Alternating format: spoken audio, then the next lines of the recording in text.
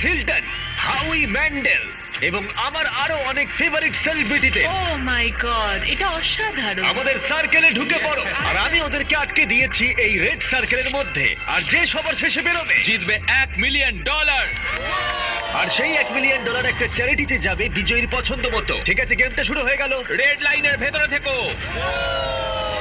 Good to C you ভাই, আমি অনেক তোমার ধন্যবাদ ফ্যান। ভাই, আমিও তোমার ফ্যান। সব ঠিকঠাক আছে তো? আমি তোমার শো সবসময় দেখি, আমি প্র্যাকটিক্যাল জোকার সবসময় দেখি। আমি যশ। মার্সে দেখা করে ভালো লাগলো, আমি তোমার খুব বড় আচ্ছা, ফ্যান। এটা কি মিউজিশিয়ান কর্নার? এটাই আমরা বলতে চাইছিলাম। আর আমরা শুধু একজন মেম্বারকে পাইনি, পেয়েছি 4 জন পপ রক গ্লোবাল ফেনোমেননকে 5 সেকেন্ডস অফ সামার থেকে। এখানে কি কোথাও ডিজে কর্নার আছে?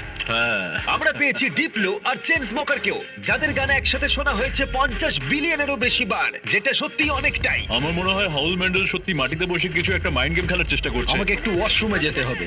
আমাকেও। তুমি জীবনে অনেক পাগলামি করেছো। আমি দেখেছি তুমি তোমার চোখে সসও ঢেলেছো, হকি পাক্স দিয়ে মারও খেয়েছো, নাকে ওয়াজাবিও নিয়েছো। চোখে হট সস ঢালতে বললে তুমি ঢালবে। কেমন হট সস তার উপর নির্ভর করছে। ওর প্রতিক্রিয়াটা কিন্তু